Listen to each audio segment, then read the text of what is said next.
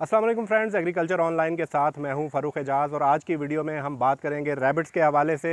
National agriculture research centre एक खसूसी project शुरू करने जा रहा है रैबिट्स के हवाले से, जिसमें रैबिट्स जो हैं वो शहरियों को फ्री ऑफ कॉस्ट दिए जाएंगे। और क्या वजूहात हैं इसकी कि क्यों नेशनल एग्रीकल्चर रिसर्च सेंटर ये प्रोजेक्ट शुरू करने जा रहा है, किन किन इलाकों में ये रैबिट्स दिए जाएंगे, किन लोगों को दिए जाएंगे, ये सारी मालूमात भी लेंगे। इसके अलावा इन रैबिट्स की जो है क्या खसूसियत क्या है, उस हवाले से भी जानेंगे कि इससे कम्युनिटी को क्या फ़ायदा होगा और कम्युनिटी किस तरह से इनको पाल सकती है और क्या बीमारियां इनसे आती हैं और कितनी इनकम हो सकती है और इनकी खुराक पे कितने अखराजात आते हैं। ये तमाम सवालों के आज जवाब लेंगे। इस वक्त हमारे साथ मौजूद हैं जावेद इकबाल साहब, जो कि रैबिट्स के प्रोग्राम को हेड करते हैं यहाँ पर नेशनल एग्रीकल्चर रिसर्च सेंटर में। उन्हीं से हम जानेंगे कि ये क्या प्रोजेक्ट है और इसकी क्या डिटेल्स हैं। बहुत शुक्रिया जावेद इकबाल साहब आपके वक्त देने का। जावेद इकबाल साहब, ये बताइएगा कि सबसे पहले ये रैबिट्स कौन से हैं और इनकी खासियत क्या है, स्पेशलिटी क्या है इनकी? ये जो रैबिट है इसका नाम है अंगोरा रैबिट। ठीक है। दुनिया में जो अंगोरा रैबिट है वो अपने वूल के लिहाज से पहचाना जाता है। ठीक है। इसकी जो वूल है वो उसके लिए लोग इसको पालते हैं। ठीक है। क्योंकि जो ये अंगोरा रैबिट की वूल है वो दुनिया की नंबर 1 क्वालिटी वूल है। 6 से 7 गुना ज़्यादा गर्म है। किसी किस्म का एलर्जिक इफ़ेक्ट जो है इंसानी जल्द के ऊपर इसका नहीं है। ठीक है। तो इसलिए ये सबसे ज़्यादा कास्टली है, कॉस्ट है इसकी महंगी है। ठीक है। और सबसे जो है इसकी क्वालिटी वाइज जो है वो नंबर 1 है। ठीक है। ये इसलिए हमने पाकिस्तान में इसको इंट्रोड्यूस करवाया कि पाकिस्तान के अंदर भी जो है as a source of livelihood, ठीक है। यानी इसको जो है लोग पालें, यानी कि लोग इनकम के लिए जो है रैबिट को इस्तेमाल करें। रैबिट को पालें। तो जावेद साहब, ये बताइएगा कि कितनी इनकम हासिल की जा सकती है रफली के, अगर एक फैमिली इसको पालती है तो वो क्या अपना यानी कि घर इससे चला सकते हैं? जी बिल्कुल, अगर छोटे पैमाने से इसको शुरू करें, ठीक है। यानी अगर आप 8 फीमेल और 2 मेल से शुरू करते हैं ठीक है। तो ये आपका बेहतरीन मॉडल बनता है। ठीक है। और एक फ़ीमेल जो है साल में 20 से 25 बच्चे जो है वो देती है औसतन। ठीक तो है। इस तरह अगर वो होंगे तो आपके पास साल के अंदर तकरीबन 150 टू 200 बच्चे जो हैं वो आ जाते हैं। ठीक तो है। उसको आप बच्चों को आगे वूल पर्पस के लिए भी पाल सकते हैं, बच्चों को सेल परचेज भी आप कर सकते हैं। ठीक है। तो इस वक्त मार्केट के अंदर इसकी बड़ी हाई कीमत है, तकरीबन 15,000 से लेके 25,000 रुपये तक जोड़ा ये जो है पेयर मिलता है। पेयर मिलता है। ठीक है। तो वो भी एक सोर्स ऑफ इनकम बन सकता है। दूसरा जो हमारा मकसद है वूल पर्पज़ है। ठीक है। तो वूल जो जो जिस साइज़ का आप रैबिट अब आपके पास है या ये बैठा है, ये 1 साल के अंदर 1 किलो वूल जो है वो देता है। और अभी इसकी जो मार्केट प्राइस पाकिस्तान के अंदर है वो 5,000 से लेके 6,000 रुपये किलो तक है।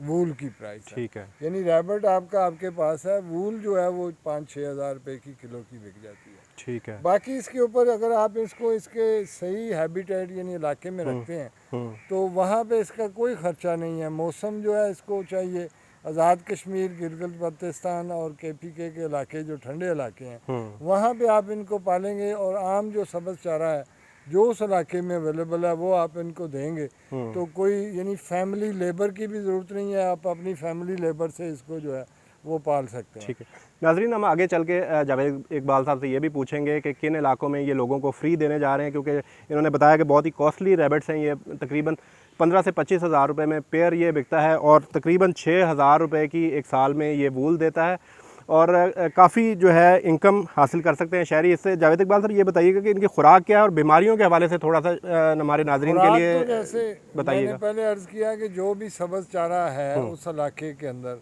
वो इसको आप देंगे। ये तकरीबन वेस्टेज भी डाल के आधा किलो से ज़्यादा पर रैबिट जो है चारा नहीं खाते। ठीक है। हाँ, जिन इलाकों में बहुत ज़्यादा सर्दी पड़ती है, बर्फ़बारी हो जाती है, तो फिर उसमें अगर चारा अवेलेबल नहीं है तो घर के अंदर जो भी है ग्राइंड करके आप गंदम, मकई, कोई चीज़ दलिया बना के इसको दे सकते हैं। ठीक है। तो वो ये खा लेंगे। इसके लिए स्पेशल कोई खुराक भी डेवलप की है? हमने डिज़ाइन की है, डेवलप की है। हमारा एनिमल न्यूट्रिशन डिपार्टमेंट है पाकिस्तान में, फर्स्ट टाइम जो है बैलेंस डाइट जो है इसकी हमने तैयार की है। और तकरीबन अब नेशनल एग्रीकल्चर रिसर्च सेंटर की वजह से रैबिट इंडस्ट्री पाकिस्तान में डेवलप हो गई है और वो तकरीबन 16 से लेकर 18 टन फीड हमारी साल की जो है वो जा रही है मार्केट के अंदर। ठीक है। तो इसमें इसकी जो है बीमारियों के हवाले से थोड़ा सा बताइए। बीमारियों के हवाले से इसकी कोई ख़ास बीमारियां नहीं है। अगर आप मैनेजमेंट इसकी सही रखते हैं, सफाई सुथराई सही रखते हैं, तो कोई ख़ास बीमारी नहीं आती। लेकिन जो मेजर बीमारियां हैं, इसके अंदर एक मेंज यानी खारिश की बीमारी आती है। ठीक है। वो भी सफाई सुथराई का मुनासिब बंदोबस्त ना हो तो फिर आती है। ठीक है। उसके लिए हर जगह से वो आइवरमेक्टिन इंजेक्शन मिल जाता है। ठीक है। उसका 1 ड्रॉप जो है वो अंडर द स्किन जो है वो लगाते हैं, जिससे इंटरनल और एक्सटर्नल दोनों पैरासाइट्स जो है वो ख़त्म हो जाते हैं।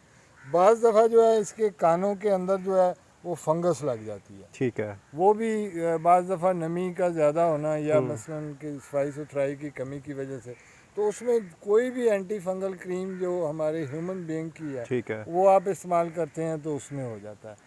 तीसरी जो है इसमें फर ब्लॉकिंग होती है। ठीक है। यानी एक दूसरे की फर जो है अगर पास यानी कि वूल खा जाते हैं। वूल अंदर चली जाती है, ठीक है। नहीं भी खाते तो अंदर चली अच्छा, जाती है। यानी कि तो सांस वो के साथ। डाइजेस्टेबल नहीं है। ठीक है। तो वो फर ब्लॉकिंग यानी छोटे छोटे बॉल्स इंटेस्टाइन में बन जाते हैं। ठीक है। तो उसके लिए जो है ये जो बच्चों के पेट के कीड़े की दवाइयाँ होती हैं, ठीक है। ज़ैनिटल वगैरह, वही हम इनको देते हैं।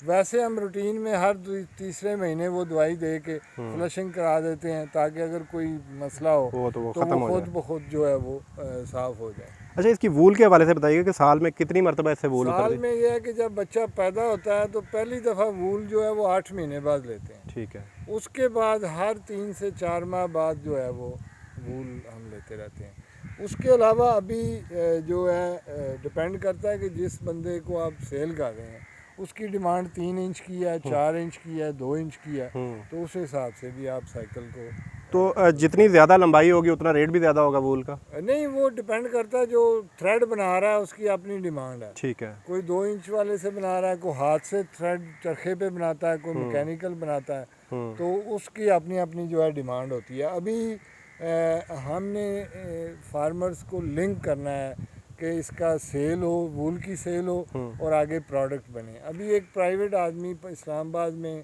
नासिर शरीफ के नाम से जो है उसने काम शुरू किया। ठीक है। उसने इसका प्रोडक्ट भी बना लिया है, ठीक है। यानी शॉल भी बना लिया है, मफलर भी बना लिया है, थ्रेड भी वो अब उसका सोशल मीडिया पे इश्तिहार भी है कि कोई भी उसको वूल बेचना चाहे तो वो 4,500 से लेके 5,500 तक, यानी depends upon quality of wool. ठीक है, यानी कि मार्केट में यानी कि इसकी सेल शुरू हो गई है वूल और की। अभी इसी तरह स्वाद से एक बंदे की मुझे कॉल आई थी, तो वो कह रहा था कि मुझे 6,000 रुपये में भी मिल जाए तो मैं परचेज कर लूँगा, क्योंकि स्वात हब है वूल के प्रोडक्ट्स का। वहाँ पे खड्डियाँ हैं, वहाँ पे ये वो बनती हैं, शॉल्स बनती हैं, प्रोडक्ट्स बनती हैं, तो वहाँ पे इसकी प्राइस ज़्यादा है, बाकी शहरों में थोड़ी सी। अच्छा, इसकी मैनेजमेंट के हवाले से जावेद साहब आपने बात की, तो मैनेजमेंट में जो है वो क्या चीज़ें ज़रूरी हैं? कि पिंजरों में रखना ज़रूरी है? किस तरह से इनकी मैनेजमेंट इसलिए ज़रूरी है कि एक तो बीमारियों से तहफ़्फ़ुज़ मिलता है, दूसरा ये है कि आपकी वूल की क्वालिटी जो है वो बेहतर रहती है। पिंजरों में अगर आप रखते हैं, पिंजरे बेशक लोहे के नहीं है तो लकड़ी के आप बना लें। जो आपके जो ठंडे इलाके हैं वहाँ पे लकड़ी वैसे अवेलेबल है, वो लकड़ी के आप बना सकते हैं। मकसद ये है कि ये अलग-अलग रहें, कंट्रोल ब्रीडिंग कराएं, ताकि इनकी रिप्रोडक्टिव लाइफ जो है वो भी बढ़े, ज़्यादा अरसा तक हम इससे बच्चे ले सकें, और इसी तरह इसकी वूल की क्वालिटी जो है वो बेहतर रहेगी। अगर आप ज़मीन पे यार्ड फार्मिंग करते हैं तो इकट्ठे रहेंगे, बीमारियां भी ज़्यादा आएंगी और वूल की क्वालिटी भी जो है ख़राब होगी।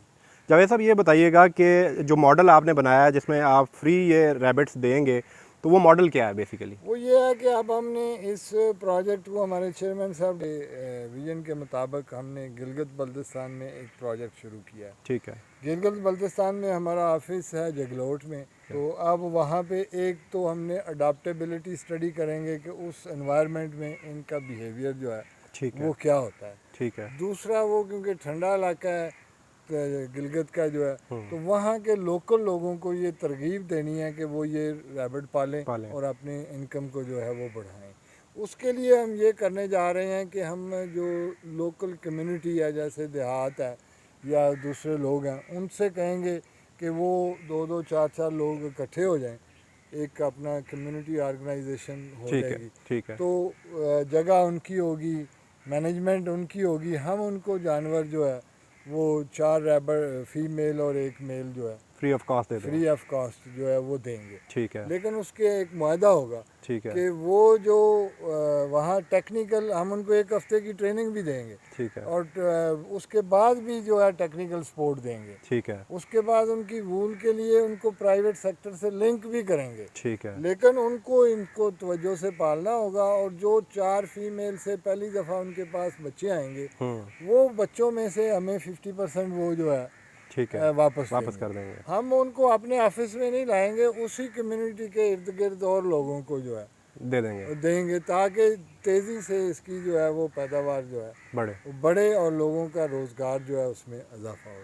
हाँ, ख़ुसूसी तौर पे हम चाहते हैं कि वहाँ की ख़वातीन जो हैं वो इस शोबे में आएँ और उसको जो है वो ये यकीनन ख़वातीन के लिए ये बहुत ही अच्छा बिजनेस होगा। हाँ जी। जावेद साहब ये बता दीजिएगा थोड़ा सा कि मिनिमम और मैक्सिमम कितनी अर्निंग कर सकते हैं इनसे, अगर रैबिट्स यानी कि स्टार्ट से अगर शुरू करते हैं तो कहाँ तक ये अपनी अर्निंग को ले जा सकते हैं, एक रफली एस्टिमेट क्या है आपका?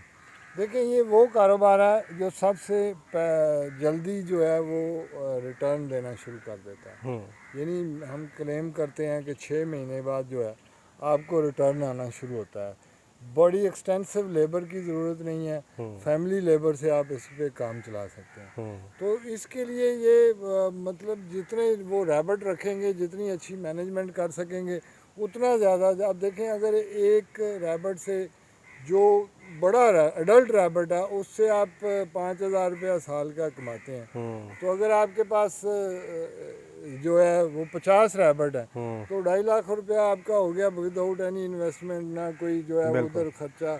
जो वेजिटेशन वहाँ पे गिलगित बल्तिस्तान में बहुत ज़्यादा आपने भी देखी है, तो वहाँ से वो चारा इसको डालते रहेंगे और बाकी इसकी वूल की जो शेयरिंग है वो चीज़ें हम उनको ट्रेनिंग दे देंगे। ठीक है। और वो घर में, आप देखें नेपाल में ख़वातीन ने रखे हुए हैं सब माउंटेनियस एरिया में अपने घरों में, और वो खुद ब खुद जो है इसकी जो है वो करती रहती हैं।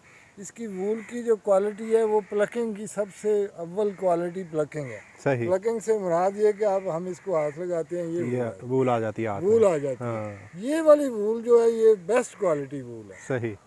और जो उसके बाद हम शेयरिंग करके लेते हैं वो दूसरे नंबर पे होती है।